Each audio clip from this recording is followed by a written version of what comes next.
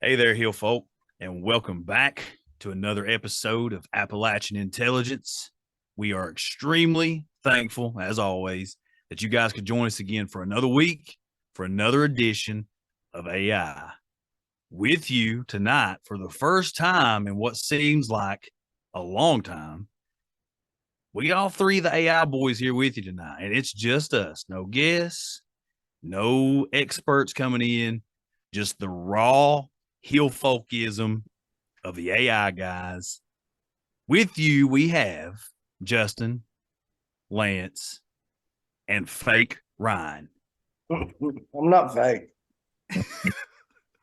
I mean potato chips, for God's sakes. Robos doesn't eat potato chips. That's exactly what a fake person would say.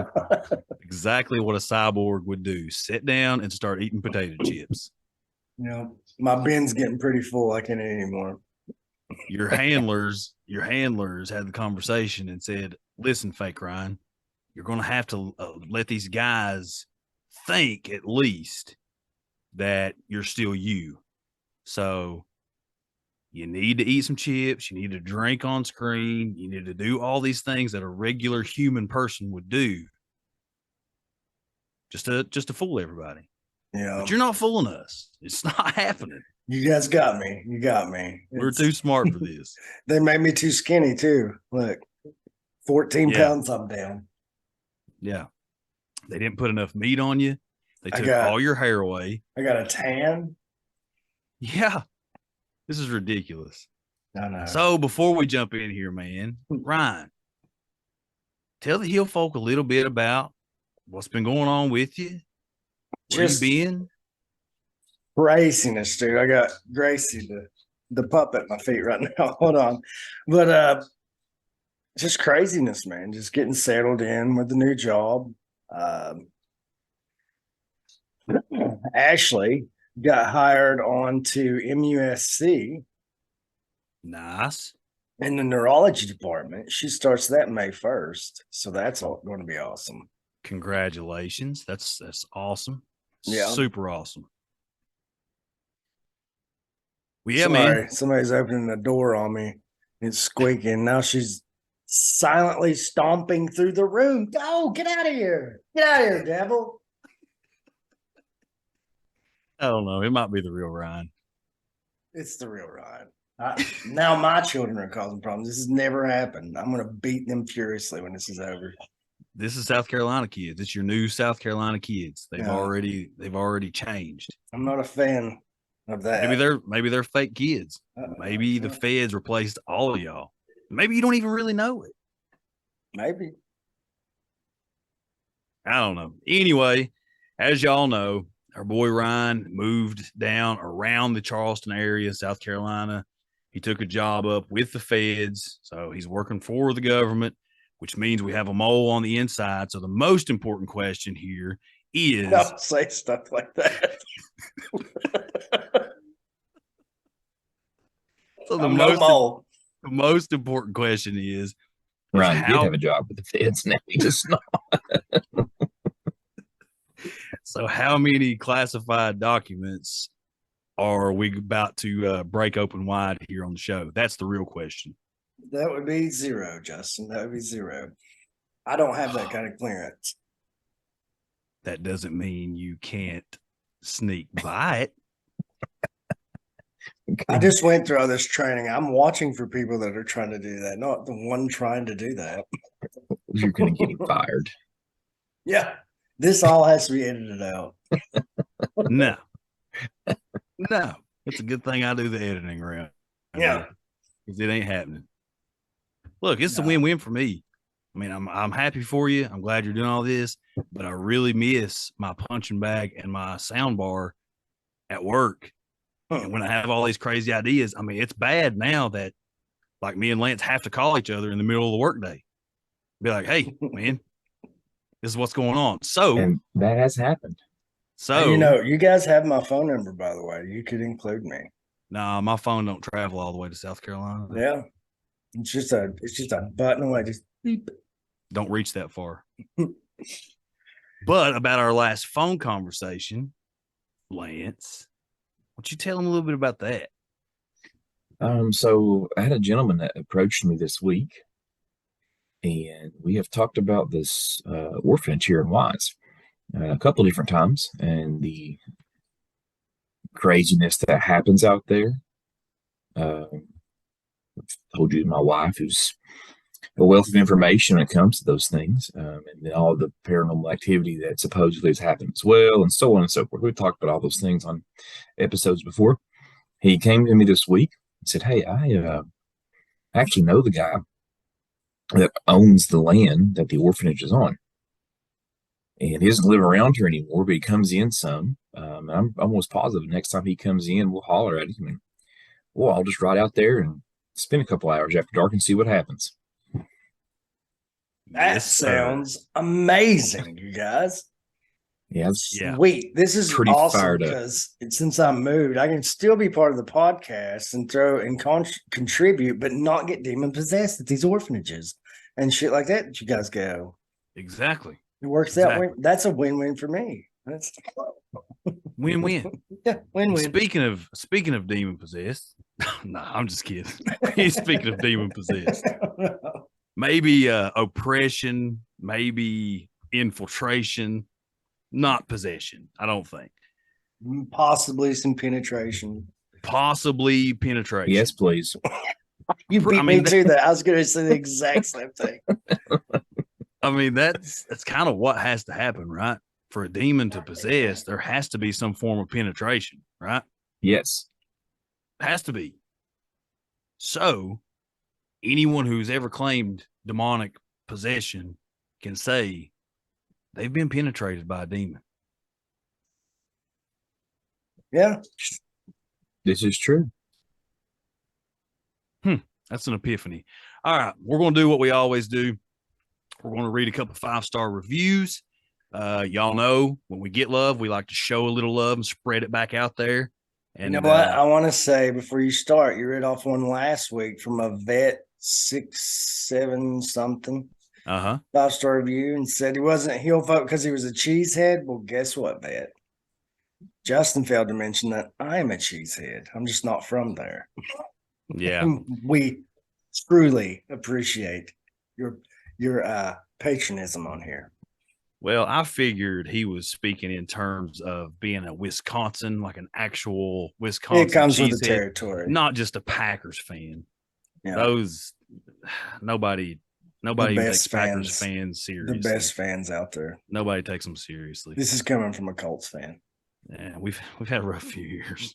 What kind of say? It seems like ever since who was it? What was his name? Well, you know what? Andrew Luck Manning, decided that he was just going to up and leave us, like right before the season started a few years ago, and it's been a breakup we've been having a really hard time recovering from. Okay, really hard time. You gotta let it go, guys. We'll never let it go. We miss you, Andrew. All right, into these 5-star reviews. This first one comes from Ezel. I don't know. I've talked to this guy a couple times, so you would think that I know his name, but I don't. Ezell. It says, freaking awesome. 5 stars. I found y'all through one of my favorite podcasts, The Confessionals, and just by y'all's accents, I knew I had to check the podcast out. And dang it, I'm glad I did. As a wildland firefighter, I get to see a lot of country that most people will never see. After being dispatched to many national forests throughout the states, living in a town in South Georgia where there is an underground FEMA base, and living in military-occupied airspace, according to the Air Force, I have no doubts that there is more to this world than we think. And y'all's podcasts do nothing but prove it to me even more. Love it and recommend it to everyone I know. So, Ezel, what? You're going to have to let me know how to pronounce it. You're going to have to, I'm feeling like thanks, Ezel. Right, we really, really appreciate that 5-star review. It helps out a ton. And this jogged my memory a little bit. But this dude sent me some pictures, some aerial photographs from Google Earth about this underground FEMA base that's there where he lives in South Georgia. And it is pretty crazy, dude. Like it's legit. Like you can tell this whole big expanse. There's these buildings sitting around, and then there's just like this rectangular space, this giant looking like what looked like a top of a bunker in the middle of this big field, nothing around. And then all of a sudden you have this big cutout that's different colored and all this different stuff. And so it's pretty crazy stuff. Pretty crazy stuff. But anyway, we appreciate the 5-star review. This next one comes from Limbo 1313. I can pronounce Limbo. 5 stars. Excellent podcast. Perfection. The best podcast. Hold on. Let's start that. Perfection! Exclamation point. That's why I had to say it like that. The best podcast about creepy Appalachia out there. Being hill folk from East Tennessee myself, I love hearing these guys talk about all things in our neck of the woods.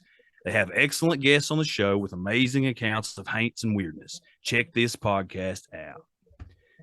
So Limbo 1313, we appreciate you a ton.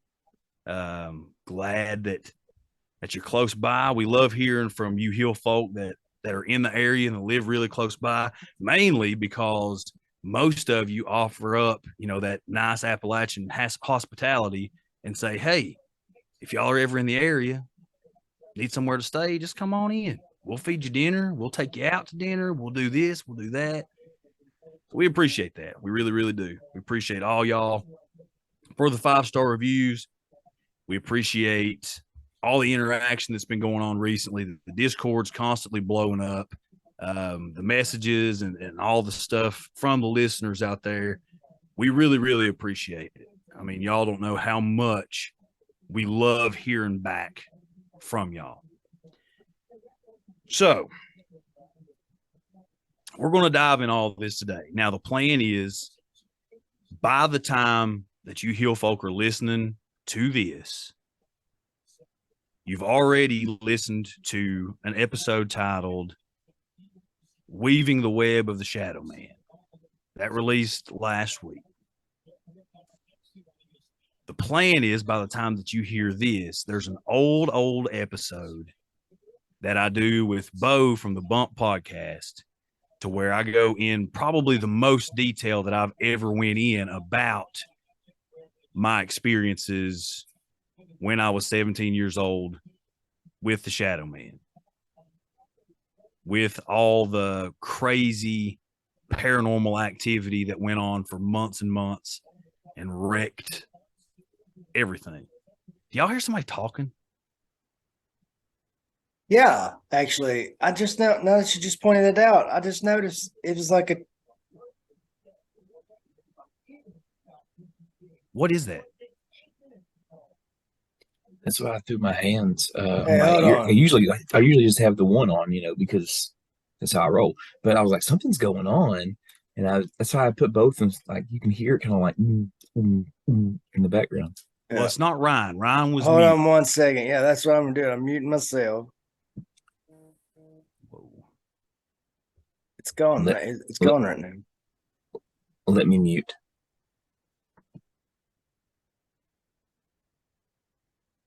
I don't hear it now. No, I don't hear it. You mute for a second, Justin. I don't hear it right now, though.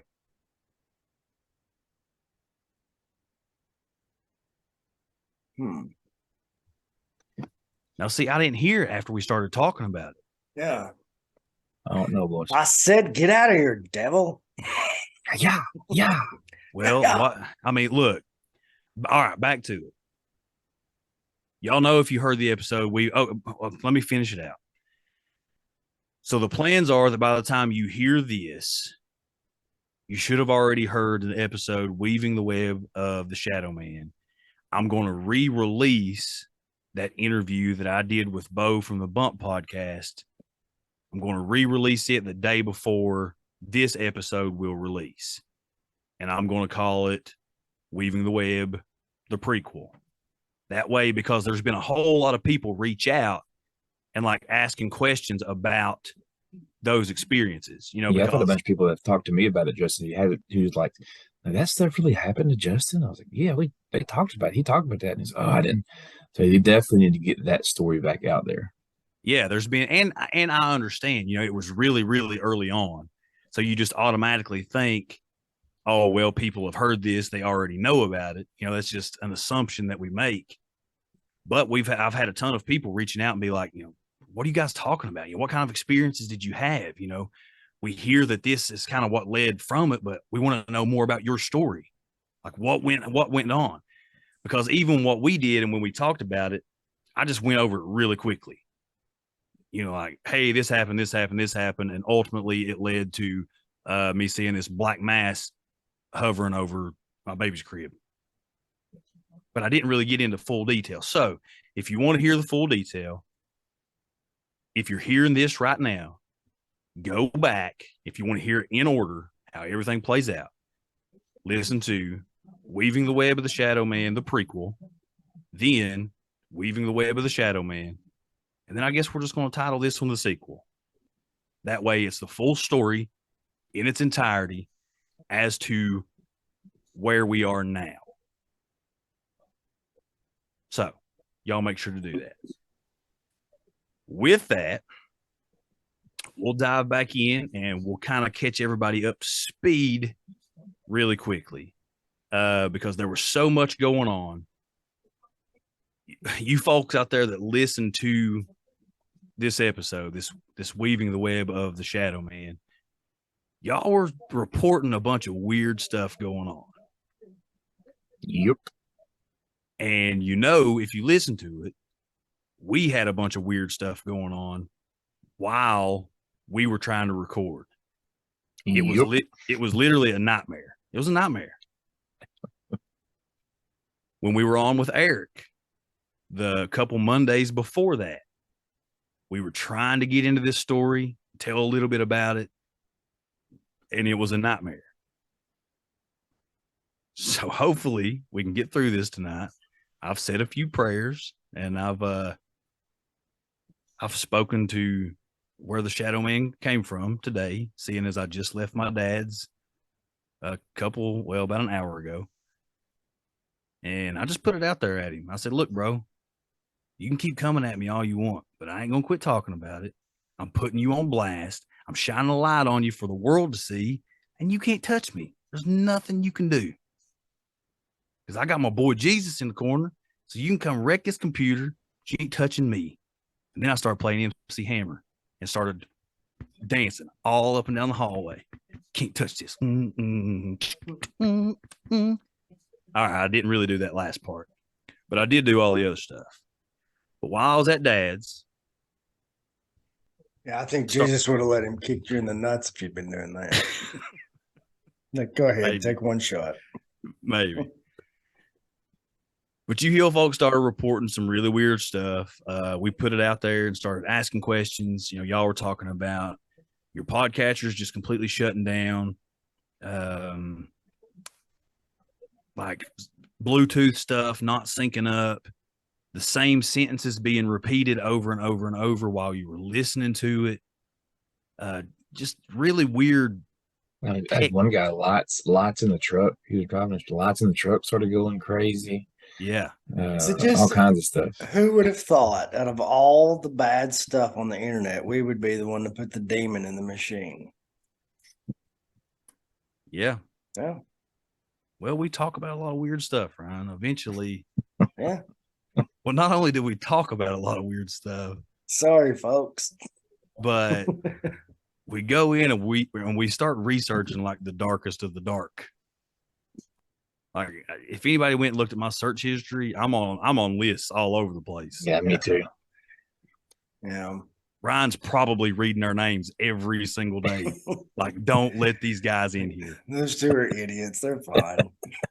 They're harmless. They have no idea what they're even really looking for. They are no threat. They are no threat to national security. To anything. Just their own. They're only a threat to their own security. Yes.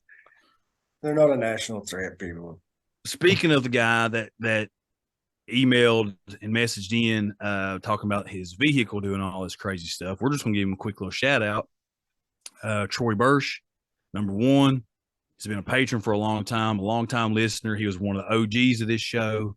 He just sent us in an awesome package of some coffee.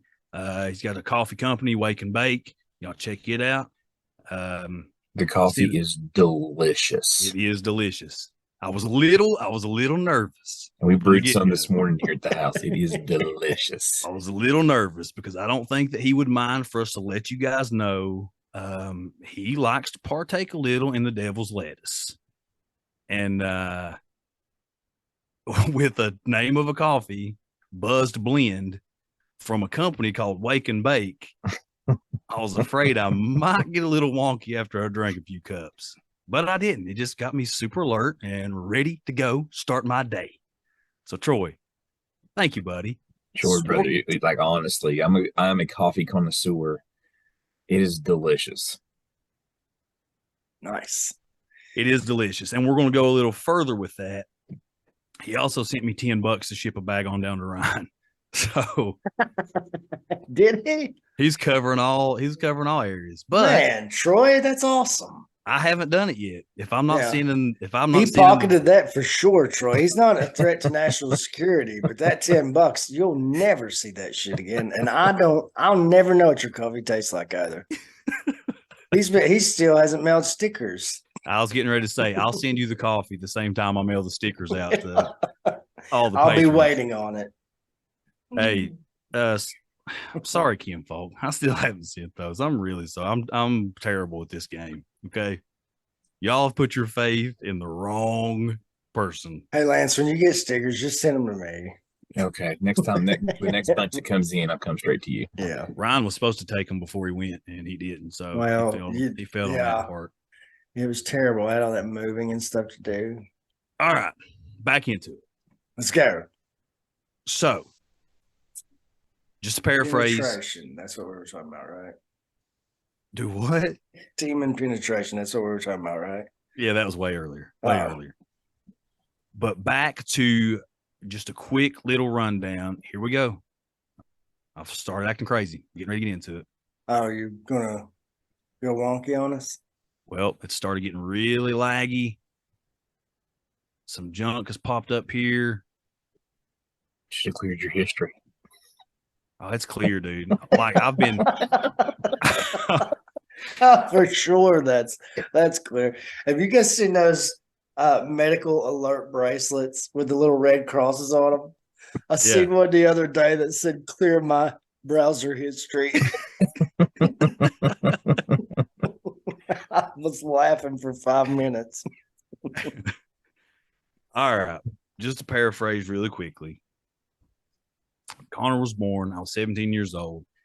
And again, if you want to go back, go listen to the prequel, go listen to the regular, then listen to this one.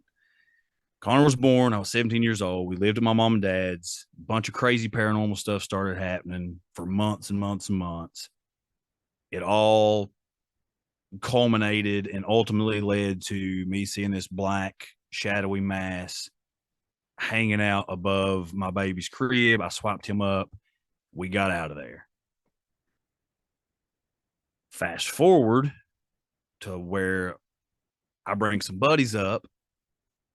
They don't believe me. They think I'm crazy about all this different stuff.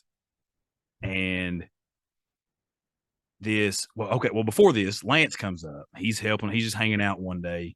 It's me and him and Connor there.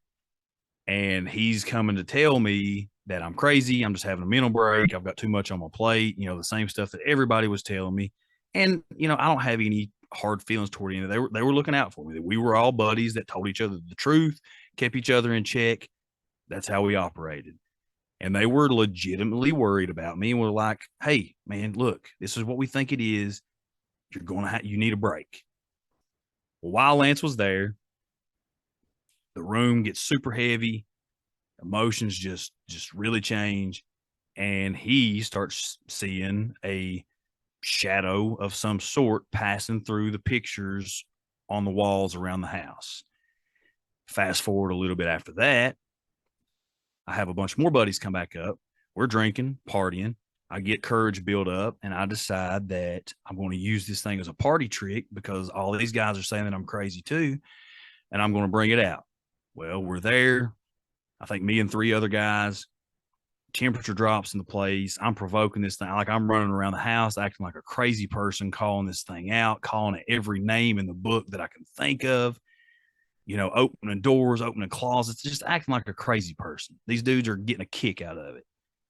Well, while I'm doing all this, I come back in. The temperature in the room drops tremendously. There's a balloon in the corner of the living room that starts shaking violently, moving around like crazy. And then again, there's this shadow that we start seeing passing in like reflection through all the pictures on the wall. When we left there, I saw this shadow, and this was actually a detail that I didn't necessarily remember until I went back and listened to my interview with Bo. While we were leaving, I was leaving with a good friend of mine and Lance's and my cousin, and I saw this shadow stop in a picture right beside of the door where he was standing. And I told him to take a look at it, and he couldn't see anything. Well, then we left. A few weeks later, he contacts me. We actually sit down face to face and have a conversation about some stuff that's been going on with him. He asked me how all of my stuff started, all my paranormal encounters started. Well, then he just drops his head, like his whole demeanor changes, and he's like, dude, I wish to God I would have never came up that night, because I'm pretty sure this thing followed me home. Well, then, as Lance has told in the previous episode, he lived with this same guy for years, and the guy was just a lot of weird stuff going on. Right, Lance? I mean, nothing like crazy. Yes, a lot of strange things went on. But this guy went through some stuff, like really dark times in his life, went through some things, and he's just kind of been in and out, over the course of the last, 17, 18 years. I mean, he's just been in and out. He'll message every now and then, and you'll start up a conversation, and then he just disappears for the next few years, and then comes back in and starts messaging again. I hear that talking again.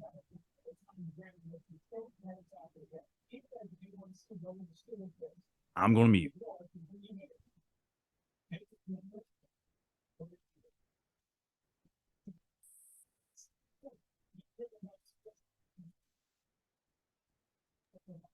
I can still hear it. It's not on mine and Ryan's end. Lance. I think it's on Lance's end. Yep. Let me just keep talking. Let me go do one thing. I think I may know what it is. Sounds like buddy. CNN Telemundo. It may be. Lance has been checking out some of that Spanish news, baby.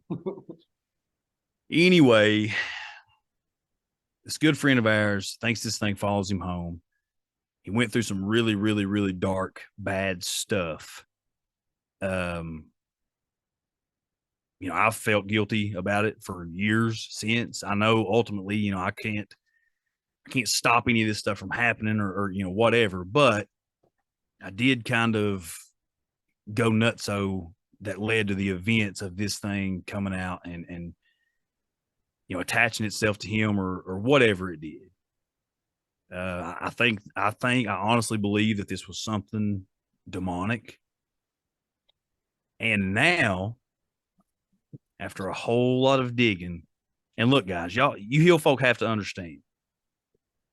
Like Bo titled his episode that I did with him over a year and a half ago, something like that, Paranormal PTSD. And he titled it that because all these experiences drove me away from all the stuff that we talk about on here now for years. I didn't want anything to do with it. I wouldn't watch horror movies. I wouldn't listen to creepypastas. I have an entire collection. I have almost every single Stephen King book in my house because I was such a huge fan as a teenager. I wouldn't read them. Like I stayed complete all these ghost hunter shows and Monster Quest and all this stuff that I was huge into. I strayed completely away from all of that for years until Connor got old enough and enjoyed it and started getting back into it. And then I was like, well, I mean, y'all know, as fathers, you want common ground to be able to relate with your kids, even if it's something that you're not interested in at all. Well, in finding that common ground and going to some of these places, going on ghost tours, going on these little investigations, I found out, man, I really miss this stuff. I really enjoy it. And now I have a faith that I didn't have before. So I kind of got back into it, as you all well know. But boys, I've been doing a little digging. Before you get started, Oh, you just ask whatever, bro. I have a confession to make. I got another confession to make. I was going to do the same thing. You guys keep beating me. Because you're a cyborg. You know what we're going to do before we do it. Yeah. Or I'm telepathic. So the sound that you heard talking in the background, I thought it was my TV. My TV's not on. I So was what weed was eating it? today. This is going to sound a little bit creepy, but I've been working outside today in between the rain showers. And of course, I've always got headphones in, usually something playing as I'm doing that. One of my favorite band's new album was out. Hadn't put it out in a while, so I was like in just listening to it as I was weed eating. My girls were outside, my wife was outside, and everybody was outside. I was working in the landscaping, and the girls just playing. And I was just, I knew they were out there while I was weed eating, so I was just kind of constantly making sure they were nowhere around me, just in case, I had for rock or something get kicked up on them. I was listening to this new album. It was good. Tickled to death to hear it. And I thought that I could have swore I heard somebody holler over my headphones, Lance. Now, my girls call me daddy. My wife usually just cusses at me. I'm kidding. My wife usually doesn't say, she usually hollers something like, hey, or rather does she call me Lance. So I stopped and turned my headphones off and looked around. Nobody was standing, like they were nowhere near me. I thought, that's just weird. I just kind of just thought that happened. I thought they were close because I was worried about them. So I proceeded to go again. 5-10 minutes, and over the sound of the music in my headphones, I hear, hey. So I stopped, right? Cut the weed eater off, threw my headphones off and looked, and I thought Haley was hollering at me. Nope. Nowhere around me, near with the girls. I thought maybe it was something in the song. So I played the song again, just kind of stood there, didn't hear the hey. So I was like, oh man, this is weird, right? It's just strange. But we've been having these conversations, and we've always talked about the more you look for stuff, the more you see stuff. So I'm thinking subconsciously, I'm just imagining something going on. I don't know, half an hour into a weed eating job. And I'm running through the album again because it's good and I really enjoy it. Totally different song, not even anywhere near the same place on the album, weed eating. And I hear, Lance, stop, kind of look around, put the weed eater down. Sure, Hadley's hollered at me. Well, she's inside in the shower. I think to myself, this is strange. Just 3 times now this has happened. And then we start podcasting tonight. And you guys keep hearing, I can hear what I hear in my headset. I've been hearing it the whole time. Yes. So I've been hearing in my left ear the whole time we've been podcasting. It sounded like a news and I anchor. Well, I thought, I thought the TV was up. The TV's always on. I thought it was just up too loud because I kind of had heard it, and then I thought I'd heard it. But it's like it's on, but it's not. There's no sound. Huh. Oh no! No, it sounded exactly like somebody, just steady, like we are, just somebody steady talking in the background, just giving some kind of news or having a conversation back and forth. Interesting. Yeah. Well, all right, proceed. Sorry. Maybe we got to go back on this recording and slow it down and see what they were saying. Well, if I'm not mistaken, I heard that on the last recording, if I'm not mistaken. But I didn't hear it when I was going back through editing anything. I only heard it on the playback. And if my TV was on, like, y'all hear me? I'm talking right now. Can you hear me real plain? Yeah, pretty good. decent. Pretty decent. Yeah. But it sounds probably obviously a whole lot better if I'm right here, right? Oh yeah. Yeah. Obviously. Let me stand at the door of my room and just say your all's name and see what you hear. No, let's do something. Well, I don't know. Are your kids in bed? You may not be able to turn the TV up. Yeah, they should be okay. Let's test it out. Test it. All right, We'll do it right here. Sound check.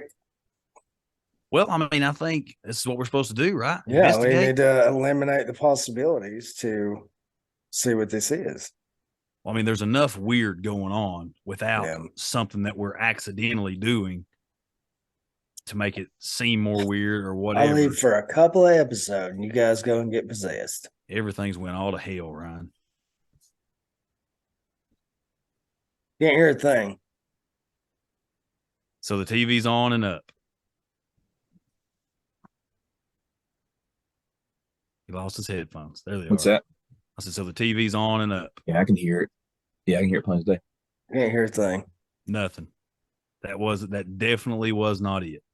Yeah, I can hear the ball game on. I can hear it plain as day right now. Well, that definitely wasn't playoffs. Yeah.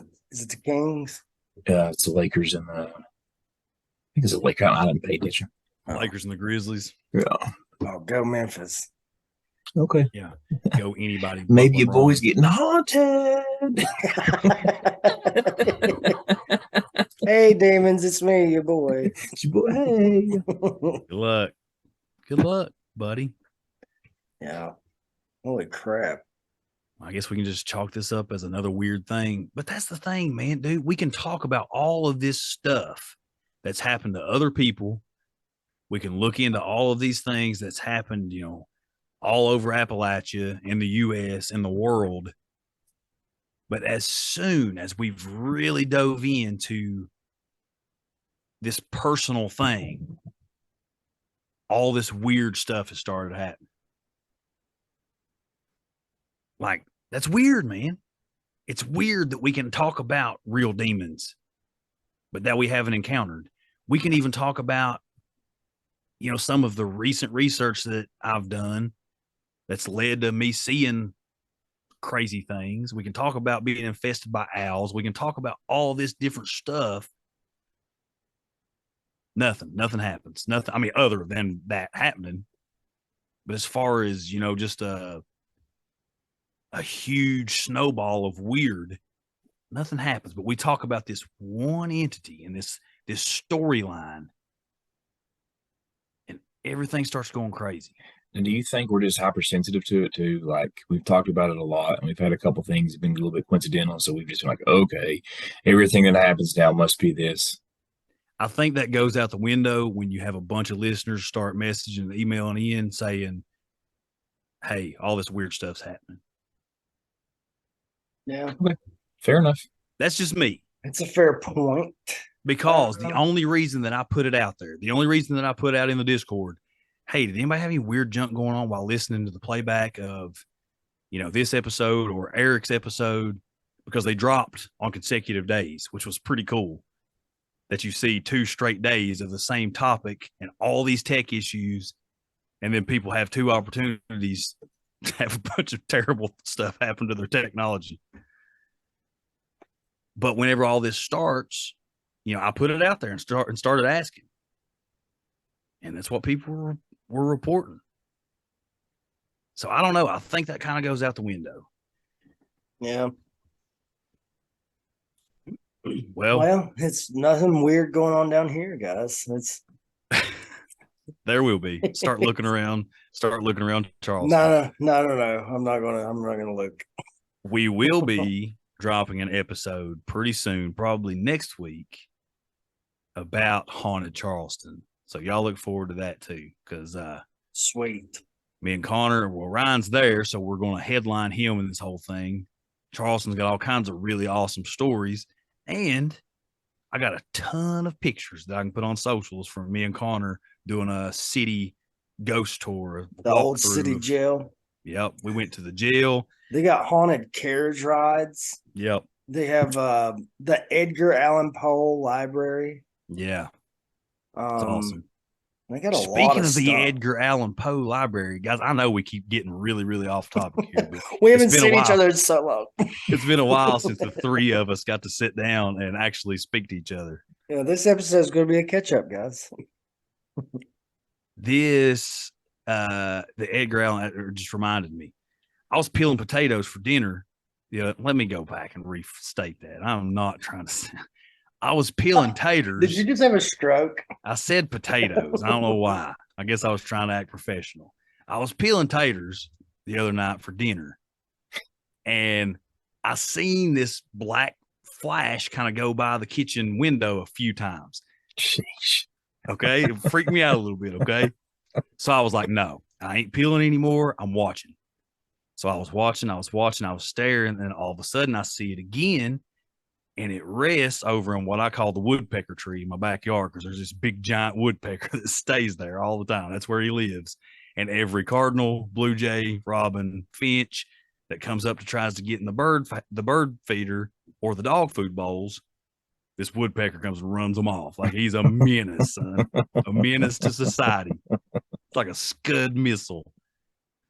Well, anyway, over in the woodpecker tree, there's this big crow. Well, I thought it was. I started really looking at this thing. I was like, it spread its wings out, kind of flapped them a little, and around its wings was like purple. And I was like, that ain't a crow. That's a raven. It was a flipping raven. And I was like, I've got to make sure this is what it is. So I pulled up. I'm looking at it. I'm like, I've got my phone here looking at a picture of ravens. And I'm looking at this thing. I'm like, this ain't a crow. This is definitely a raven. So I'm looking at it. I'm like, this thing's looking at me. I wonder if I can talk to it. Because, ravens, like, they've been known to be able to learn to speak and like they're really smart animals. So I cracked the window just a little bit because I wasn't trying to scare it off completely. But I like start, talking to it really softly. And I'm like saying, come here, buddy. Like I'm trying to be one with nature here. I'm going back through Ryan's old phase, being one with nature. I'm still one with nature, man. Well, dude, this thing hops down off the limb of the tree. Don't fly, just hops down off of it, bloop, down on the ground, and starts hopping up the yard and comes right to the base of the window, man, and starts like tilting its head and looking at me and calling. It's like I was having a conversation with the raven. I didn't understand what it said. I don't speak raven. Oh, it didn't say nevermore. It did not say nevermore. If it Not did, once. that would be Awesome. incredibly awesome, but also Yeah. terrifying. Yeah. Yeah. But I thought for a second I was going to have a pet raven, and I was stoked about that.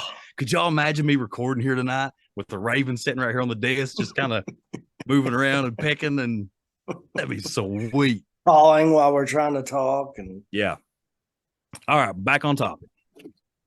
And I keep stalling here. I really keep stalling because I'm afraid when we get in this stuff's going to start going crazy again. Because I think I may possibly know. I think I may possibly know where the Shadow Man came from. Do too. hell. It was hell. Maybe. Whatever dimension that is hell. Okay. Yep. There it goes. That list. There it goes. Property. There you go, buddy. We didn't hear a word you said. You were Start frozen. again. Start again. Are you serious right now? Yes, 100%. Start again. Serious, sir. See, man, here we go. We're gonna have to. I don't All right, know, dude. Damon. I'm back, so cut the shit out. Justin's got a story to tell. Okay, there's not room enough for the both of us on this ship. So Start off you again. go. So I remember just through the years talking to Dad, just having these conversations and stuff with him, where his house is now, where he owns, where the trailer's at, where all this stuff happened. He bought it off of my great uncle. His name was Roy. Loved the man. Funny dude. Great guy. Never married. Wild as a buck. Used to go around bars and throw out the stupidest pickup lines ever in the history of the world and bring women home all the time. It was ridiculous. It's the Kaiser charm. I mean, we got it. Can't help it. Can't help it. So, Dad, I remember this little tidbit, and I never, it's so weird. I never thought about this for years. And again, I've tried to distance myself from this whole thing for years. And even early on, I was like, okay, we're staying here in the paranormal. So I'll tell my story and then we'll just leave it alone. We'll get away from it again. Because I was afraid that if I started bringing attention to this thing, we would resurrect it somehow. And I kind of always had this feeling that he was never really gone. But I think we found out that that's exactly what we're doing. But to hell with it. Here we go. So I remember my dad talking about whenever he bought the land, bought this trailer and the land where his house is at, that my Uncle Roy lived in that not the trailer that was there, now that we built onto, but an old trailer. Actually, here's a weird little fun fact nugget. It was the first place that me and Monica moved into and stayed in. It was just in a different location when we moved out of the house and had our own place. So our first place, the one up above Lick Creek, Edwards Ridge. Okay. Yeah, that was the original trailer that was there where my dad's trailer that we built onto is now. So this is a bunch of weird tie-ins. Also, another weird little nugget. Not only, okay, we're talking about a 74 model single wide trailer, okay? You just don't make them like that anymore. Puke yellow painted on the exterior. Like it's the ugliest little things you've ever seen in your life. All right. Another little fun fact. This is kind of gross, except for the fact that it got me here. It was also the same place that I was conceived in. Found that one out. Well, that's where it started. This ties all the way back to my birth. Okay. My birth. That is where it started. You're the one who had the experience. Definitely where it started. All right. So they lived there in this trailer on the property that my dad has now. When Dad bought the place, my Uncle Roy had this girlfriend that lived there, and Dad kept I just remembered a couple statements that he made throughout the years, and he would say stuff like, well, yeah, she was kind of a gothy chick. And I never really I was like, oh, well, okay. So she wore black and wore dark makeup. All right. That's what my dad would consider gothy. So I just left it alone. I never really thought about anything. I mean, Lance, Dad. just hear you, just see his face. And you know that's how it's. Some gothic chick. She wore a black T-shirt one time. Yeah, she had dark hair, wore a black T-shirt, and had holes in the knees of her jeans. Yeah, it was the 90s. Anytime that I would wear a polo to school, he'd call me a preppy punk bitch. That's the man that we're talking about. Dad, you bought me this shirt. Dad. Yeah, because I knew you were a little preppy punk bitch. That's why. We didn't even buy this shirt. This is a hand-me-down. I mean, I can't help what I'm wearing. You won't buy me anything. All right. So I just take that statement, that comment with a grain of salt, just like I take a lot of things that Don Kaiser says with a grain of salt, because he's setting his own beliefs. He's really old school. I love him to death, but he's He's unique. He's his own man. But tonight, knowing that we were going to do this, and just so happened, Dad's girlfriend called at about 5 o'clock and said, "Hey, why don't y'all come up for dinner this evening?" And I thought, yep, of course we are. So we went up, we ate dinner. All the kids were up there. So it was a madhouse, all this stuff going on. But while that was going on, like I stated earlier, I walked through the house and I was like, "Listen here, punk, you little shadow dude. If you're around here anywhere, this is what's going on. You better cut it out. I'm done with it. We're talking about you. I don't care what I said about the phone. I have my fingers crossed." So this is kind of stuff that I'm saying.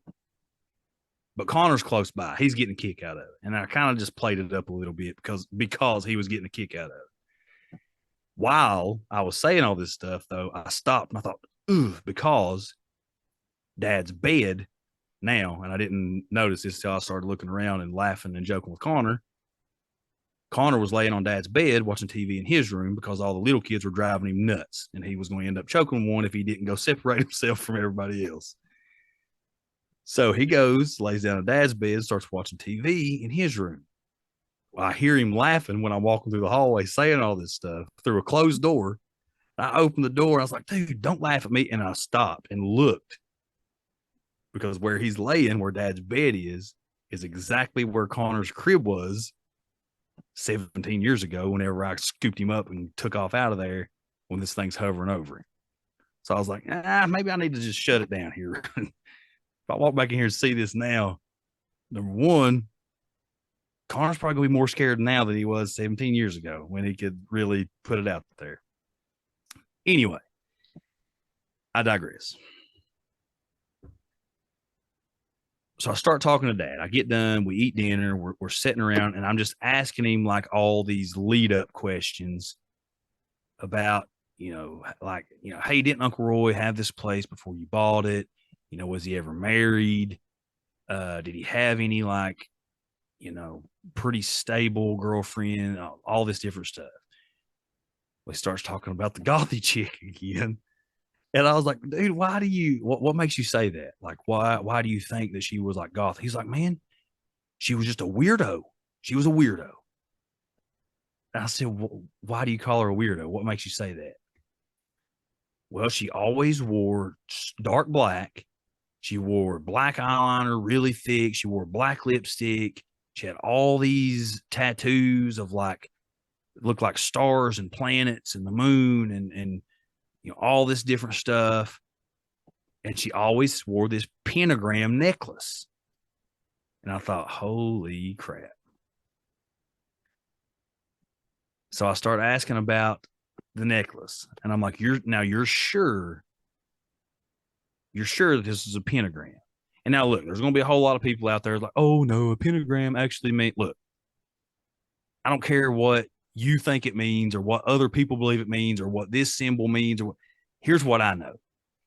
When people use certain symbols and they have in their own mind that these symbols mean a certain thing, and they start using this as some form of sigil magic, then the intent that they put behind this symbol makes it real. Yeah, that's an expressed intention. That's literally magic.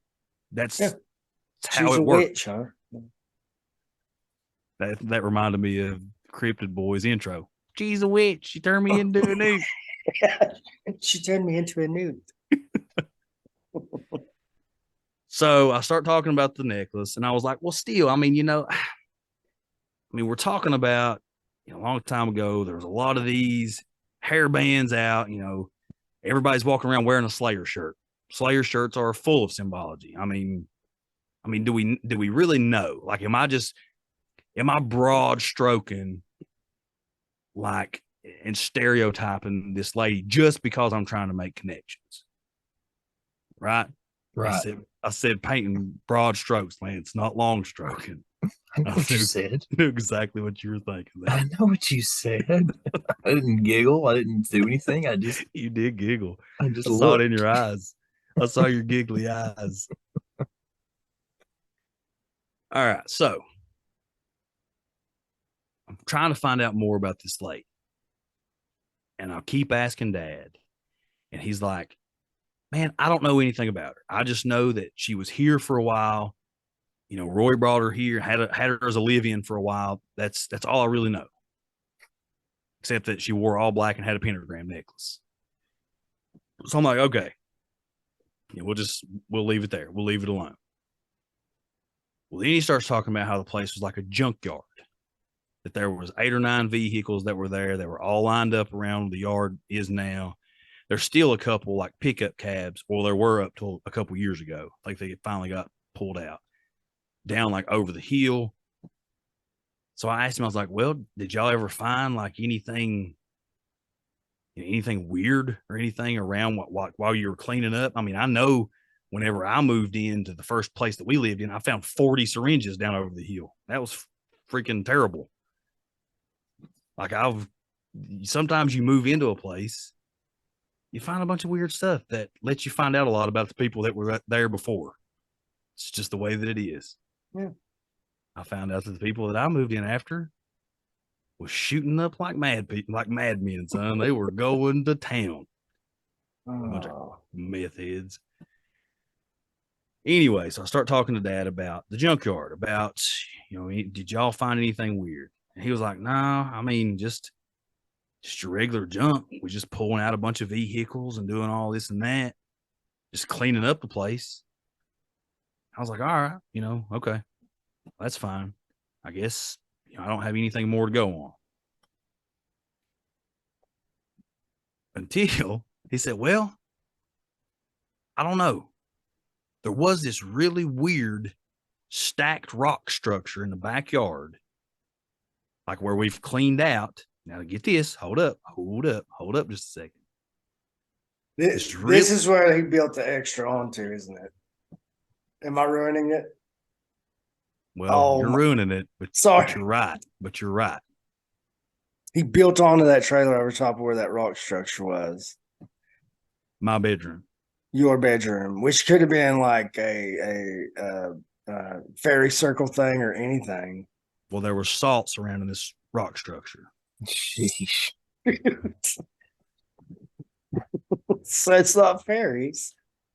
So Dad didn't think nothing about it. Like, this means nothing to him. He don't know enough about, like, he saw it. Like, it didn't even register enough for him to say that it was weird the first time that I started asking. It was just in his way. It was just in his way. Right. Like, I've got to move this so I can actually have a decent yard. Hey, what are you doing, bud? Huh? Kicking rocks. All right. Now. Holy crap. Yeah. There's a weird rock structure with a salt circle around it that he destroyed. Way to go, Dad. And then, let's see, that would have been in 92, 93. So 13 years later, we start building on. Now, real quick, I've told all these stories about when I was younger, and I would see these flashes of stuff. My mom would claim that she had this shadow man that would play with her, play peekaboo for years. But again, my mom was clinically diagnosed with some things. So it was like, well, is this just her brain telling her this is going on, or is this legit? But everything, the most of the things that happened, the paranormal, what I would consider paranormal events that happened while I was growing up, all happened outside, came from the outside. Knocking on my window, knocking on the side of the house, seeing something move past the window outside. It all happened outside until we built on. Holy crap. Oh, man. You guys trapped it inside. I think we might have. Yeah, you guys like, that's nuts. I wonder if it had something to do with like the nails you used or iron or something. And then, I don't know. Well, it got out. yeah, If we go with the belief that it attached itself to our Because if it was buddy, trapped, I think it was trapped. It'd still be there, and you'd still at least. but here's the thing, man. If this thing, okay, let's take our skeptic hats off for a minute. I'm gonna okay. Let me take mine off. I'm gonna say more so. You didn't trap it. You unearthed it. Ooh, yeah. yeah, your dad let it go. Yeah, there. He buried, and you unearthed it and allowed it. You freed it. Oh, snap. That's kind of what I was thinking. No, dude, no. You're exactly right. Because you know what we had to do before we built on? You had to dig footers and stuff, sure. Not only did we dig footers, Or leveled land. I'm sure to we level had it. to dig the whole hillside back Yeah, until we yeah, I remember hit that. straight cliff rock. Yeah, I remember that. So we had room to build on. So when dad buried that rock structure or got rid of it or threw it, whatever, and years and years and years of junk just coming over top of it, we dug that right back up. So what if somehow when he got rid of this thing, what if he just like, I don't know, chucked the rocks somewhere, covered up the salt circle or what, or just left it there? Who knows? I mean, he might have just chucked rocks out of the way. This stupid structure. And I even asked, I was like, what kind of structure is it? He said, I don't know. It's just stacked rocks. So he probably just chucked these things. There's probably still some of them that make up the rock wall that go around the side of the bank that we use to catch the mudslides after we dug it back. But what if he just chucked the rocks out of the way, left the salt circle there? Because I mean, you're not. Why would you dig up or try to clean up salt off the ground? Who cares? What if that circle, whatever? Look, we're getting deep into a bunch of magic, witchy stuff that I have no understanding of, really. But all I know is for all through time, people have said, hey, use salt. You don't want stuff coming in, put salt in front of your doors. You want to do a seance, don't want stuff coming in around you, put salt in a circle around you. You want to do this spell, use salt. People have used salt. Now, again, whether you believe it or I believe it or whoever believes it, it may not be the point. Maybe But the salt intent. has been used. I mean, salt has been referenced. I mean, numerous times through history for everything. Yeah. Yeah. Yeah, I mean, From spiritual accounts to physical things to healing things. Like, To curing your meat. It's fantastic. it's a currency in way back times. I mean, Well, that's actually where the term, here's a quick hitter fun fact for you. The term salary, that's where it comes from. yeah, It's comes from the Greek root word salt, because that's how they paid the Roman soldiers, was in salt. But let's think.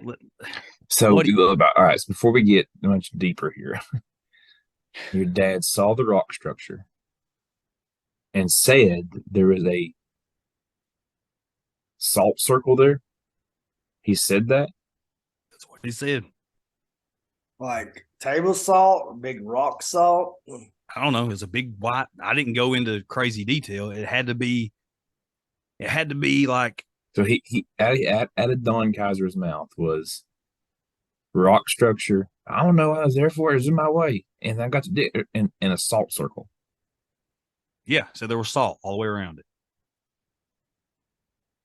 And he didn't find that at least a little bit curious.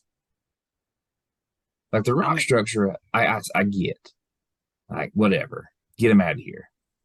I understand that, but like I think if I'm digging even and I see a circle of salt, I'm like me having very little idea of anything like witchery or anything like that. I would be like, that's just strange. Okay, this is the same guy that all this stuff was going on. No, I know. said, "You crazy asses need to quit watching so many scary movies." I know. I'm not Number saying, one. but I'm like, that's just, I mean, And also, let's go into, have you ever seen Don Kaiser in work mode? that's true too. There's nothing else in the world except for what he is focused on. That's true. Your job done now. Ryan knows Dean Hill. Worked for him for quite a while. It's the same thing, dude. Same thing. I know. I understand. Rodney Compton Ryan, much the same way. If Dean seen a stone structure with a salt circle around it, would he think a thing about it? No, he'd have kicked that thing over and said, "If that thing, let's go on." And Yeah, Rodney Compton, same way. So that's what I'm saying. Now, us, Okay. People that are kind of in this field to where you hear all these stories, we know these little bitty things. Yeah, if we came up on it, we'd be like, whoa, let's steer clear of whatever this is until we figure it out. To him, it was just an obstacle to get. Dad didn't care. It was an obstacle that needed to be removed, and then it went completely out of his mind. I'm with you. Until I started digging. So, where was I? Oh, yeah. Let's think about the possibility that he moved all these rocks, but somehow he didn't mess with the salt, didn't mess with his circle, whatever this form of protection was, whatever. Until we start digging up the ground, moving this place back, digging into the hillside. And then all of a sudden, guess what? That barrier, even though the salt would have wore down and went away in all those years, just kind of thinking along the concept of now it's really gone. We just took a dozer to this thing. What if that somehow released something, like you said, unearthed something? That would be, if I'm just, postulating a fun theory to think about. You have to, all right, hammer down, what do you think this thing was? I don't necessarily think you all trapped it. I think more so that you, for a better word, released it. Okay, so I was going to Google. Listen to this. I have to tell you really fast. I was going to Google altars used in witchcraft. So I got the word altars typed out, and the first suggestion is altars of Lilith. Wow. So I'm going to click on that. Oh, snap. Here we go. Here we go. Listening to us always. Now we're in it. What are we in? We're in it. Son. We are in the salt circle. Lilith is gorgeous. That's how she gets you, bub. She was not gorgeous the night I saw her. She looked really serious. Well, I'm getting I don't see any stones or anything like that with my gosh, it could, even down like these I don't know if you can see that or not, like these little wooden ones. It's just a simple wooden log, like a head shape carved on it. That's an altar of Lilith. Well, I mean, an altar technically, even in the Christian sense. It's whatever. There it is. That's actually so simple, but so creepy. Why is the shadow going back to that clock? Why is the shadow on the clock? Yeah. What time is stuck the flashlight? What time is on the clock? 3:33. It's just the way they stuck the. No, it's 10:46.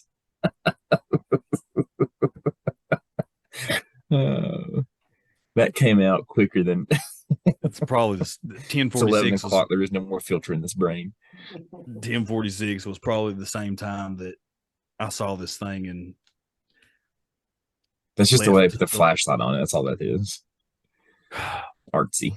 It's artsy. All right. So if that's the case, my mom claimed to see this thing, and I didn't know this. I didn't know this growing up. I didn't know this until a while after I had the experiences that I had. But I never told her that I saw what I saw, or I didn't explain to her. I just said some really crazy stuff happened. I feel like Connor's the target of all this stuff that's been going on. And I don't feel that it's safe for him to be here. I just don't. And I know that was a really vague excuse for a jealous mama and papa that were mad that we weren't spending any time at their house anymore. But I wasn't quite ready to deliver to them exactly what happened or what I saw. But she starts telling me all these encounters that she's had with this shadow man, that he would play peekaboo with her when it was just the single wide trailer there, because she said he would start in the main back master bathroom, peek his head out, go back, come into the master bedroom, peek his head out at her, go back, all the way into the little bathroom, my sister's room, my room, all the way up to the point where he was sitting beside of her on the couch. Now, all this on the same wall. And then he would go back and start it all over again. That's creepy. Yeah, super creepy. But again, my mom was, and I mean, I don't have a good relationship with my mom now, but it's based on totally different reasons than the issues that she had when I was growing up. Right. Sure. My mom had some serious mental health issues, like serious. She was hospitalized, institutionalized a couple different times. So I never really knew. I never what really was knew real and what wasn't. Exactly. I never knew what was just playing out in her own head. I mean, I watched an extremely, extremely traumatic event, and I won't get into the details because then we'll get into an AI therapy session. But I watched an extremely traumatic event happen in the kitchen when I was trying to get her attention, and she was 1,000 yards staring right through me. That event got her institutionalized one time when I went to visit her.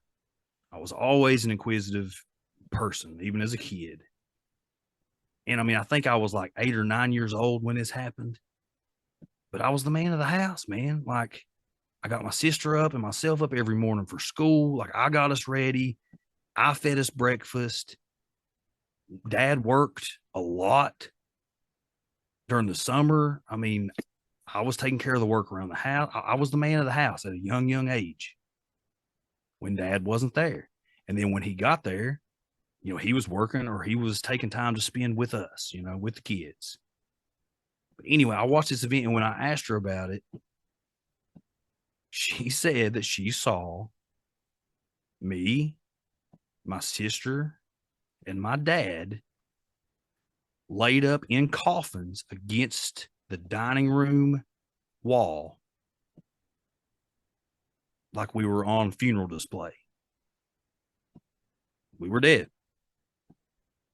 That's what she saw, legitimately saw, and was seeing for several minutes. So she was somewhere totally different in her own head and reacted based on that. So I never really knew, man, what I could. There's You couldn't you you didn't know when what she was saying was lucid or not. right. And it was Right. it was that way for a long time.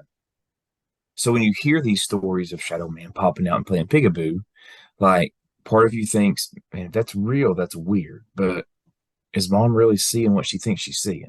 Yeah. But here's the weird thing too, dude. Like, okay. It's Going therapeutic, through. brother. Let it out. Well, it's this is tough. Confession is good. Confession is good for the soul. It's tough though, man. It's tough It because you're is. It putting is. stuff out there for the world. I know. It is. I understand. Like, I went through it. I went through it as a kid with my mom. Literally, I went through it. I've always been a big goofy kid and always will be externally. But dude, I went through it. I had to grow up really, really quickly. Like my mom would go through these spells, these just crazy bouts of, mania and depression. She would, just take off walking and, people would pick her up and bring her back home. She would go through these spells where she would just go nutso and start throwing stuff around. I shouldn't have said go nutso. I meant that in Justin language, not actual clinical language. Like she would go through these spells, she'd start throwing stuff around, like breaking stuff, sit down in the corner, start rocking, pulling her own hair out, pass out completely, all this different stuff. This went on this was a huge portion of my childhood. I remember one night, my dad ran a bath for my sister in the master bathroom and then ran a bath for me. And I was young. Like I was young enough that my dad's in there running my bath water. I mean, I don't know exactly what age. He wasn't giving me a bath, but he ran my bath water and my sister's bath water at the same time and told us specifically not to come out until he came and got us. Okay. But I heard my Uncle Alan, who's a pastor, and my mom's sister, my Aunt Theta, his wife, I heard them there. I mean, we're talking about a single wide trailer. The walls are extremely thin. But I heard them there. And I heard him just doing a lot of praying. I could tell that he was praying. But that's all I really knew. Like I didn't know exactly what was going on. I didn't ask any questions about that because look, anytime your parent comes and gets you and says, hey, go to this room and don't you come out until I come and get you, that's terrifying. I was scared to death. Absolutely. When I came out, though, I don't know, man. It just, that whole night doesn't feel right. Like it feels wrong. Thinking back on it, the memories that I have of it, maybe it was just me being a kid and not understanding, but it feels wrong. And I don't know how this plays out. I don't know where this lies chronologically, if it was before or if it was after. But we were at my mama's house, my mom's mom. And some of my cousins were there. And they would probably still tell you this story today. I need to talk to them and see if they remember it the same way that I do.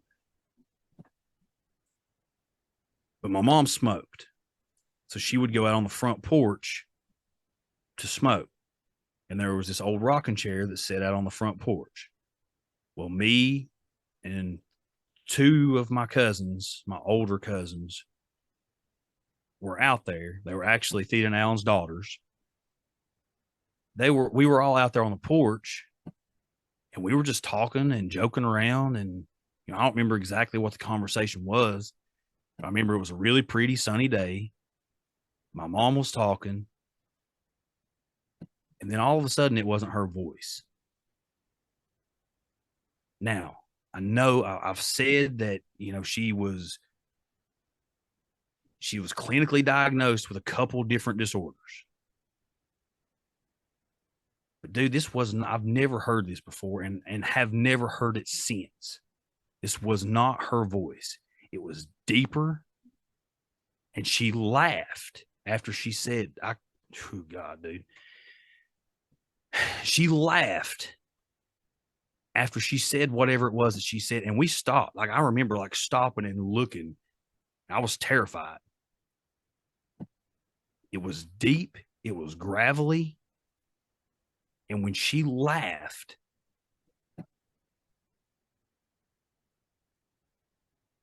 it was wicked. Like, I mean, it was just, it wasn't her. In that moment, she was not her. And I think looking back, there was a whole lot of these moments that my mom wasn't my mom.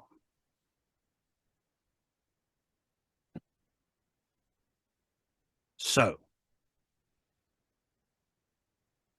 actually, if I wanted to describe, God, this is so weird. I've never sat down and put any of this stuff together. And now I'm doing it here, recording for all the world to hear.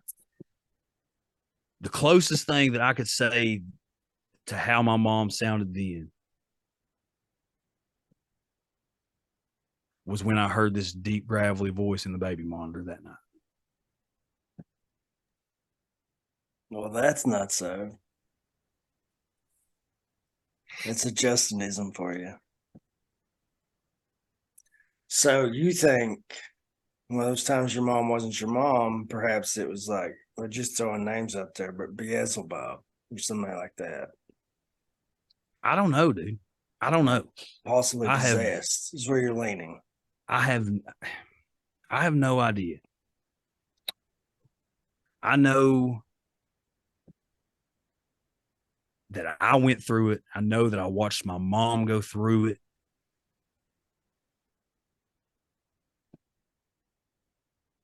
And I know the life that she eventually led.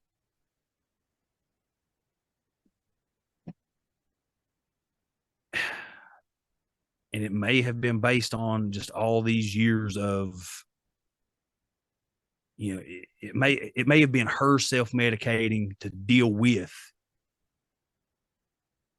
all this crap, dude. You know, maybe when my uncle prayed over that night, maybe it got rid of whatever was physically, personally afflicting her. But maybe it didn't get rid of it completely. Maybe it just.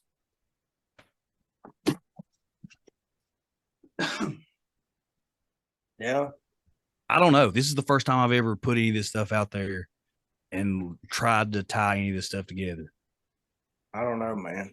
They could all be connected. The rock thing. I looked up rock altars while you were doing it, stacked rock altars. I didn't see any with salt around them. So maybe it's not an altar, but maybe it's some sort of enchantment, if you will, barrier spell or something. Well, Brian, do this while we're still here. Justin's gathering his thoughts there. Look up rock salt and don't put grave, but put boundary or barrier.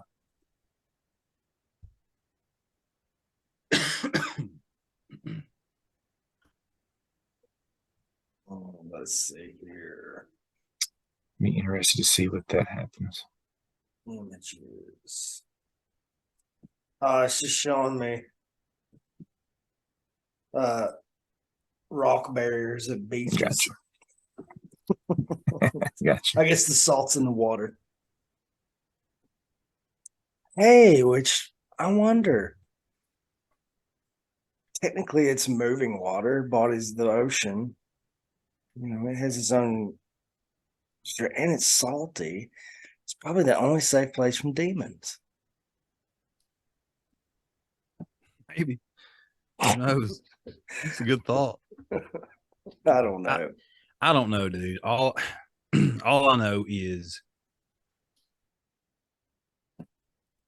in talking to Dad and just hearing the little bits and pieces. And again, I don't know for sure if this lady did anything. I don't know 100%. But just looking at this from the outside in and knowing what I went through and the experiences that I had, you know, if you're looking at it from on a realm basis, what I went through on a physical plane in a physical realm with my real life stuff, and then what I witnessed, you know, kind of through that veil into a spiritual realm, whatever was operating there, and all of these encounters and all this different stuff. That's all I know. I mean, I know what I went through. I know what I saw. I know what I experienced on both sides of that, on a real personal level with my mother, and on a super weird paranormal level with everything that was going on. I don't know. I I have think no idea. I think we probably, and I'll speak for myself, and I'll speak for Ryan here too. I don't think you'll mind me saying this. I can tell, like, you didn't expect to get into this tonight, No, I didn't at all. and like, Yeah. neither one of us are happy that you kind of dealt with all that, but we are appreciative of the fact that it kind of shaped you into being the dude you are today. Yeah, man. And we can, and you can, and just the fact that you had the ability to take the last half hour, whatever it's been, and kind of reveal some stuff that I knew, some things kind of went on. But to kind of put that out there and get a little vulnerable for a moment and kind of let people know that, hey, we're just dudes that deal stuff just like everybody else does.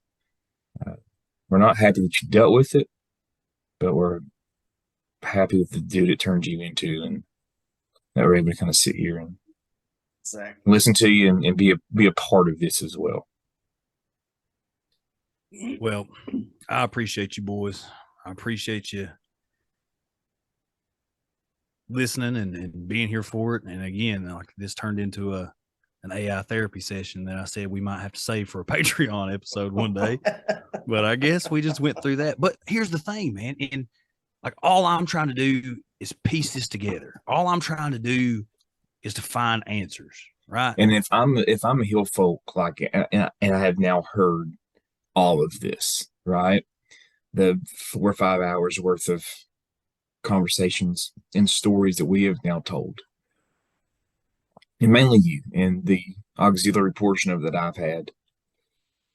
I think if you, you're hard pressed not to at least think that there has been or was and potentially still is something extra of this earth, either spiritual realm or paranormal or demonic or ghost, however you want to describe that. Just something that's not of our physical plane that has legitimately revealed itself to you, your family, the area around for 25 plus years. I think I don't think we can deny it. Ryan, would you not? You're a little more. I know we have gotten into this discussion many times about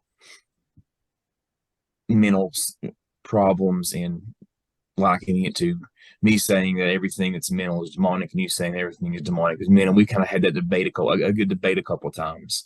But I think just kind of hearing this and being a part of this thing, like, it's gonna be hard pressed not to be like, yeah, there's maybe something a little more to this than what most people would think. Yeah. And yeah, I mean, that's a possibility. You can't eliminate that.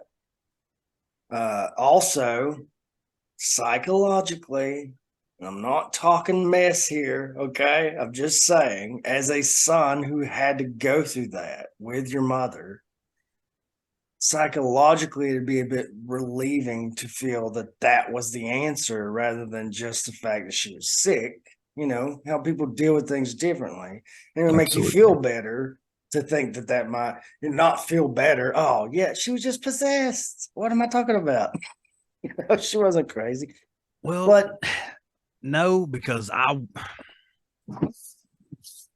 it would actually make me feel better if it was the other way around. Honestly. okay. Totally. And that's just me being completely honest. I would rather believe, and again, I'm not saying any of this is true. Like, not true. Everything that I've said is true. You know, we can't eliminate the possibility of the that, theories that I'm putting out there, as far as, you know, her being demonically oppressed or you know, possessed or whatever. I'm not saying that that's 100% fact. I don't know that for sure. I do know that she was clinically diagnosed with a couple of different disorders. I do know that for sure. But again, kind of like what Lance said, it gets into that debate of, well, was this psychological stuff that brought about what she was seeing and experiencing, or was this something demonic that brought about the psychological things that she started going through. It's that weird fine line that you walk and that you operate that you don't really know which way to look and to go. Yeah. For me, go ahead. No, I'm sorry. For me, just, yeah, I've had to do what I've had to do in my relationship with my mom. As of right now, I don't have any reason not to put her out there as the bad guy in whatever way that I wanted to put that out. But it would make me feel better to know that, okay, this was just mental health stuff that she was going through. She's sick, and not the other way around. Especially since I experienced what I experienced. Monica was right there through it all, experiencing what she experienced. Connor experiencing what he experienced, even though he was still too young to be able to verbalize that. And I watched the kid stare a corner and scream for hours on end. And the doctor's saying, oh, he's just got colic. Well, did he? Just like I know that my mom said what she experienced. And the doctor's saying, oh, you have this personality disorder, or you have, whatever. You're bipolar. I mean, was she? Or what? Like I don't know, dude. Like, it's a weird.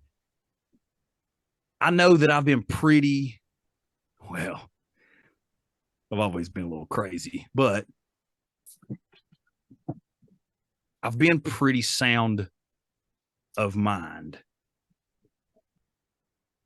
I think, at least.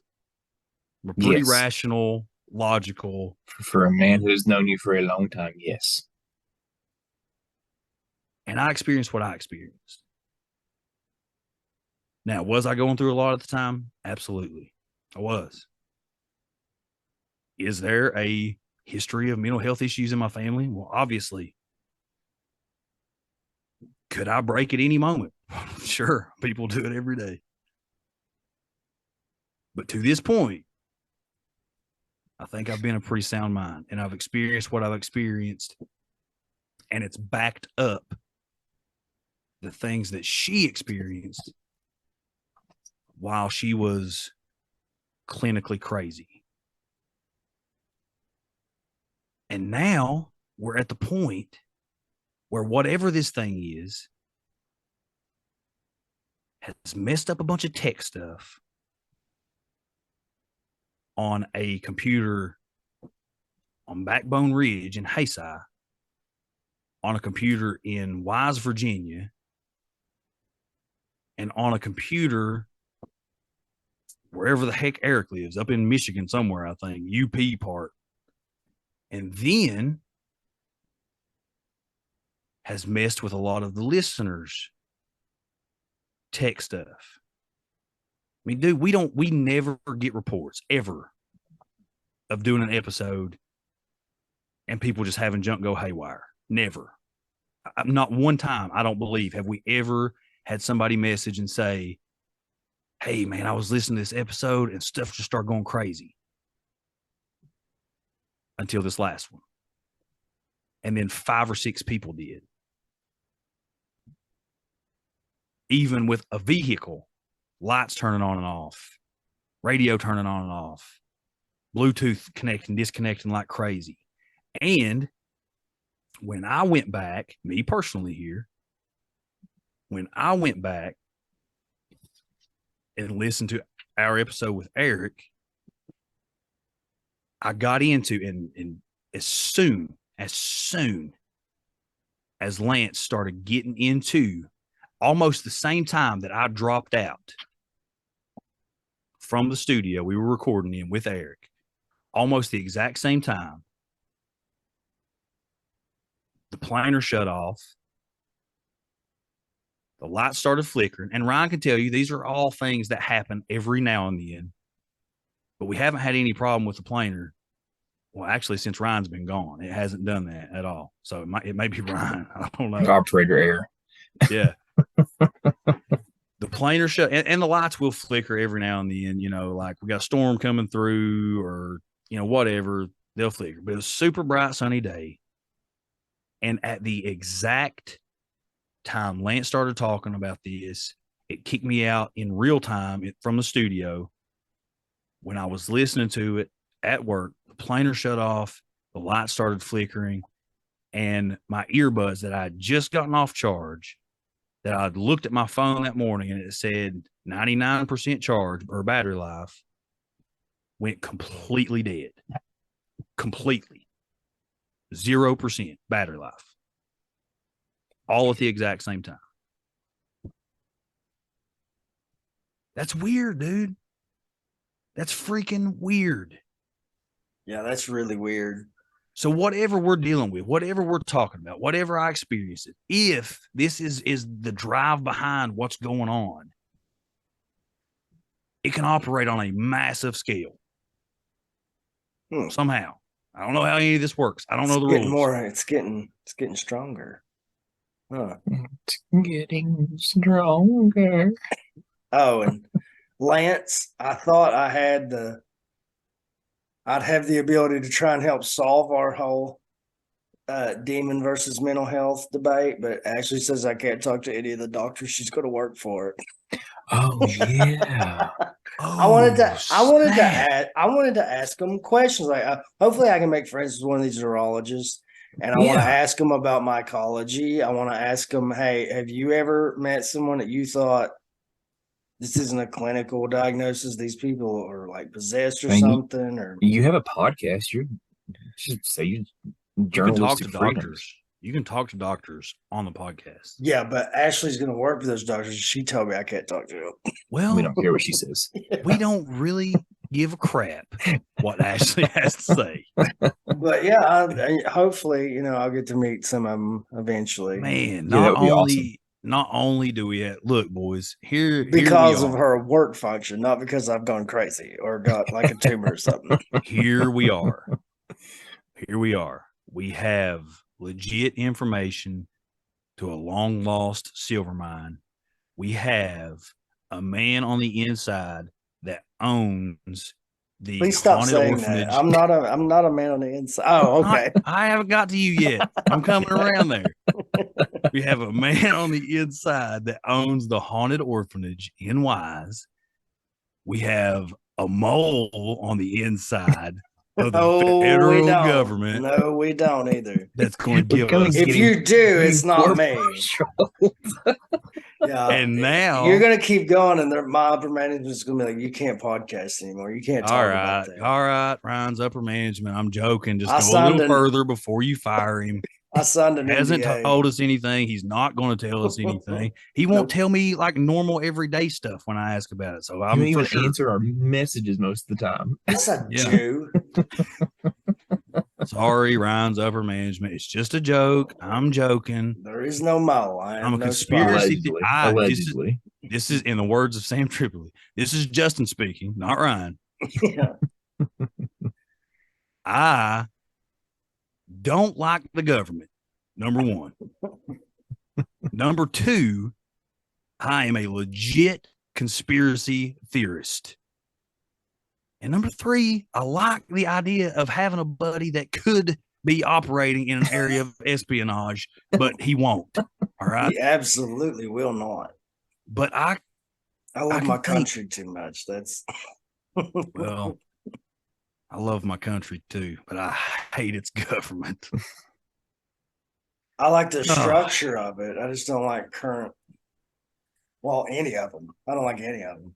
I don't even like the structure anymore. It doesn't even matter what side. I think the founding fathers were Illuminati.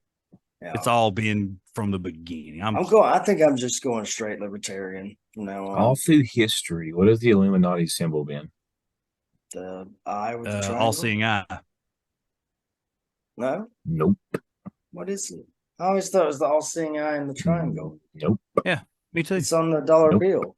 Yeah. Dollar bill, that's not the base. That's not the base symbol of what it's always been. Hidden hand. Covered Nope. eye. Nope. 666. Nope. Well, the triple sixes, like when everybody hits a three. Yeah. No, there's a reason they do that. I know it's 666, bro. Nope. We're all about it. I thought it was always the all-seeing eye. The Nope. Okay, all-wagging Lance, will tongue. quit dragging us along. Then what Tell is us. it? The owl. Oh, Shit, you're they had right. spies all around us. Bohemian Grove, dude. Yep. And what is a represent? Oh, what is Lilith. the symbol? Not just Lilith. Not just Lilith. Not just Lilith. Pan, Moloch. Moloch, Pan. Nah, I don't think it's Pan. I think they're two separate entities. That's two that I think are separate. You think? Yeah, I think so. Oh wait, Moloch. Moloch was Moloch- Lilith's. Moloch is Baal. Moloch is Oh. Baal. Moloch is Christian. What? Moloch is Batman. Yeah, he's Batman. I'm Batman. Baal. Where are the other drugs going? I'll analyze it with science. Yeah. Where is she? Harvey. Sacrifice your children to me. Oh, wait a minute. That was actually Moloch. That was actually Moloch. I and knew Baal, you not were Batman. a demon, Batman. Get out of here, DC Universe. Marvel all the way. No, I love Batman. Check No, it. you're right, though. You're right, Lance. That Moloch. the deeper we dig, the more we find out. And the more that we find out, the deeper we dig. That's a pretty good slogan. I like that. All right. So and to end that up with all the connections that we have, now we have a neurology nurse. She's not gonna let me talk to him, buddy. Oh, I'm gonna try. She doesn't have to know. Well, she can't stop me. I'll find it. I'm a research specialist. I will fight All right, boys. So that's there you go. There's your nice wrapped up present called the Shadow Man. Yeah. In its entirety. Hopefully it's wrapped up. In its entirety, for at least for now. Hopefully it's wrapped up. That's where we are now. And again, I feel like I've come away from here getting a bunch of crap off my chest, but which is, if nothing else, hey, successful night. I don't know anything for sure. It's all weird, man. It's all really weird. It's fitting that we tried to tie all that in together for the last of this subject, though. Yeah. So well, I agree. That ties it all. That puts a nice little, pretty little bow on it, because that's your theories, and then shit coming to you as you're talking. Yeah. Guys. And sometimes that's what it takes, man. Sometimes you just gotta sit down at a round table and like put the stuff out there and just be like, okay, well, this happened, this happened, this happened, this happened. Here's what I found out here. Here's what I found out there. So could this mean that? Could that mean this? And that's all we're really doing here. I mean, I know what I experienced. I know what I went through. I know what's happening now.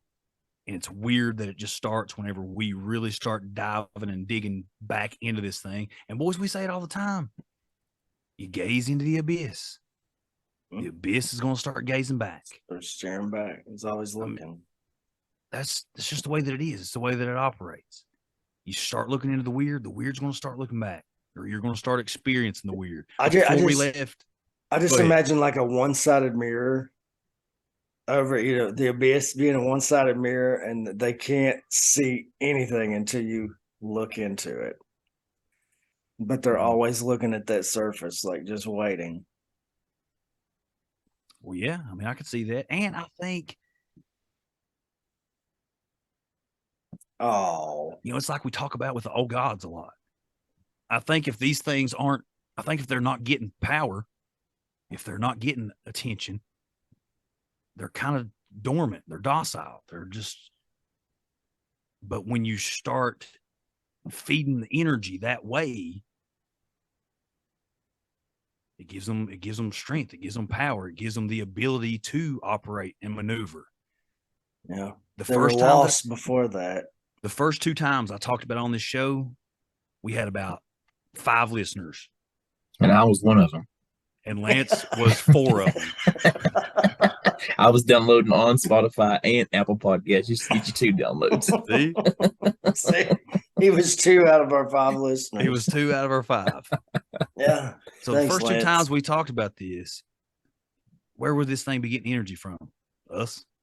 Yeah. That's it. But now we've talked about this on Bo's podcast. We've talked about this on the Strange Road podcast. We talked about this on Eric's show. We've talked about this on a couple different shows that we've been on to where people ask about. We talked about this on Hollow Sky. Speaking of Hollow Sky, everything's been so weird. You know, I usually try to check out their night shift every Wednesday night. It's flipping awesome. Their live show, sweet. It's like coast to coast, man. It's great. They're like modern day Art Bells. But everything's been so weird. And I made a little comment in the chat because I was talking to Eric. And I just made a little comment in the chat like, hey, Hollow Cult, whenever you guys hear this episode, go check it out. When you hear it, let us know if anything weird happened. So then Steve highlights the comment and like, oh, AI boys, you can't do us like that. You can't just leave us this little teaser and hang it out there and not explain it. So when they put the number up, start taking calls, I said, well, all right. I called into the night shift. I was like, well, here's what's been going on, boys. It's been freaking weird. So now you got the whole Hollow Cult. You've got all these people that have not only heard about this, but are kind of invested in the story, in this Shadow Man. Does that give him the power to start messing with crap on a hundreds of miles, basis? I don't know. But I will give this little quick hitter. Before we left Dad's house, Connor said he was on Reddit. This is my kid, up and down, I swear. He was on Reddit reading a story from somebody that had retired from the military and used to be based at Camp Lejeune. And was telling a story about how he saw this woman in white walk across the firing range, the range at Camp Lejeune on a couple different occasions. He's reading this whole story about this woman in white at Camp Lejeune. So I was like, man, that was weird. That's really weird, dude. Well, as soon as I say that's really weird, Dad was watching some kind of National Geographic, a year in planet Earth or a year of planet. I don't know. But he's watching it. A commercial, it goes to break. A commercial pops up and says, if you were stationed at Camp Lejeune and have experienced cancer or this I or was that. literally just going to say that when you said Camp Lejeune. He drank the water. Connor looked at me and said, I've never heard of Camp Lejeune before in my whole life. And now I've read it or heard about it twice in the last 10 minutes. I said, holler flags, baby. Holler flags. That's what that is. Oh, man. That's what the hill folk have dubbed. We don't use synchronicities anymore. Now we just call them holler flags. I like you that. finally got rid of that word, didn't you, Lance? We didn't get rid of it. Our boy Kenneth got rid of it. He replaced it with holler flags. Him or Outlaw one. I can't remember exactly which one. I'm thinking it was Kenneth. Flags. I like that. That needs to be on a t-shirt. Yeah. Yeah, I've already designed one and everything. It's super cool. I've got all kinds of t-shirt designs, just haven't put them on a shirt. Yeah. I've got all kinds of story ideas for our comic book. Yes. I just gotta start putting them in the computer, man. All right, boys awesome. And hill folk. I think this is the conclusion for our Shadow Man stuff. For now.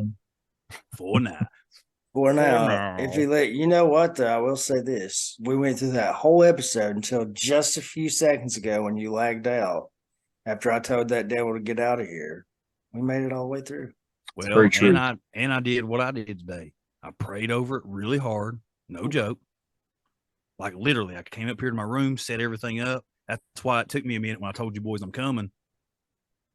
Look, I got in the word, I got in prayer, and I was like, just, protect me, protect everybody in the house, protect, the equipment that I'm using here. Just wherever this reaches out to, protect them from any kind of evil influence, physical or spiritual. This was my prayer. This is what I was putting out. And then I told you boys, I done told this shadow man at Dad's house earlier today, hey, I'm done with you. Quit playing around. I'm going to kick you in your shadow wing if you don't chill out a little bit. It's so tiny, too. I bet he's got a little, that's why he's so pissed off. He's got a shadow. There you go, buddy. There's yet another penis joke. Take that. Yeah. Would be extremely painful. That was unnecessary. Circle all the way back around to Batman. Lego Batman, my favorite Batman. That's how we do it, boys. That's how we do it. First try. All right, we'll jump off here real quick. Y'all got to check out Mario. It's amazing. Did you see it? Yeah, that's great. It's great. In theaters or what's it on? I seen it. I went and watched it at the drive-in. Oh, nice. Nice. And Dungeons and Dragons, Honor Among Thieves is freaking awesome. Sweet. I'm not a D&D guy. Like Connor loves it. He talks about it all the time. He's a super nerd dork. Nerd. And I listen to him about it. I listen to him nerd. But the movie, it is freaking awesome. I loved it. I'd watch it again right now. It's awesome.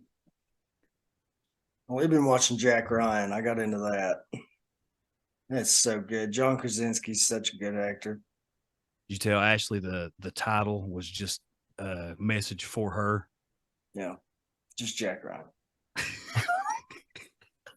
Took me a second, but I got there. That's what Ryan said too. She's telling him right now, no, I will not. You shut up. Shut your dirty mouth. All right, boys. Have fun in hell, whore of Babylon.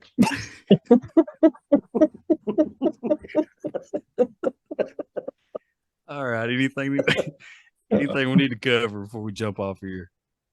Just our potty mouths. Yeah. You notice less cussing tonight? It was less cussing. I told Ashley yesterday, I think I need Jesus. Well, that's the first step. And start cleaning up myself. Nah. Don't get high hopes, boys. This is I'm still headed for purgatory, but you bring him in, he'll do the cleaning. Here. You ain't never gonna be completely clean. He's just gonna keep everything real tidy. And whenever you do get dirty and a little messy, and he's like, all right, Dad, I'm gonna go see Ryan, but I'm bringing a broom because it's a mess.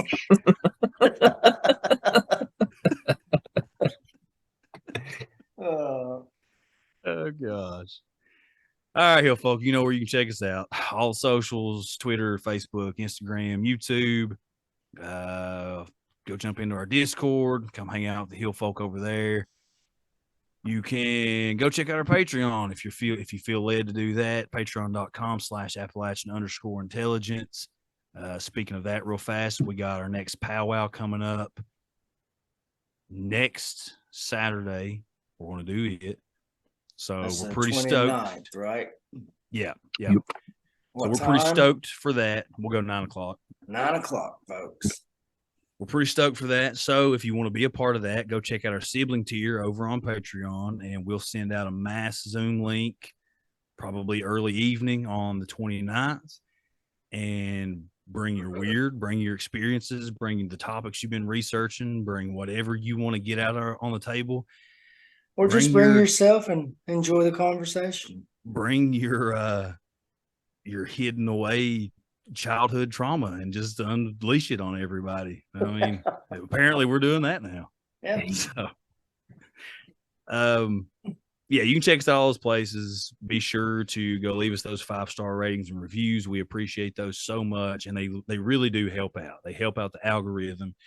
They help get our names out there, our beautiful, beautiful faces out there. We're super appreciative of all you Hill folk. We're appreciative of everything that you guys do, all the support that you give us, all the reaching out that you do, and spreading the show. because that's the only way the show grows is for you guys to keep spreading it.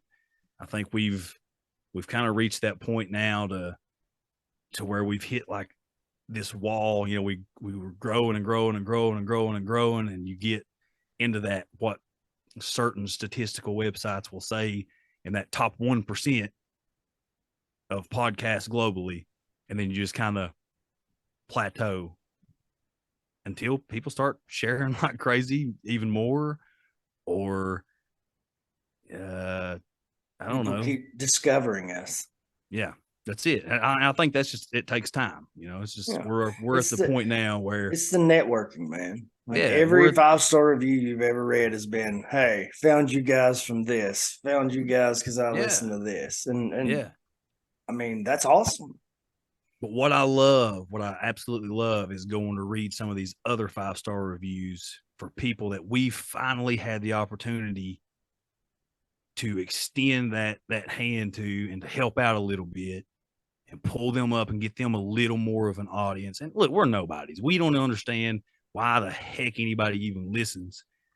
But for those that do, and for those of you that do go check out these people that we bring on and try to do for them, just like Steve and Kyle and Tony and Eric and Mark and Joel and Sean and all these other people, Bo, what they've done for us, bring you in, love on you, tell people to go check you out. Like, that's what we're trying to do now. It's the hand has been extended to us. That's the least that we can do for other people that we find and enjoy their stuff. There's a lot of really talented people out there that are working with a small audience. So we just, again, it all goes to building the tribe. That's all we're trying to do here. Yeah. We're all trying to grow together.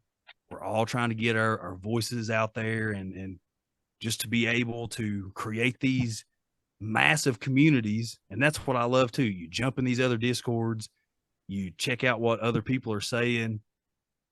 We all share the same audience. And that's awesome. That's freaking awesome because it's literally building the tribe. So go check us out all those places. Go check out all the people that we've told you to check out over time. We love y'all. We do. At the end of the day, we love you. And at the end of every second, I love you, boys. Love you to mean it. I love you, boys. So glad to be back. Me too. That wasn't sarcasm. It just came out that way. We know.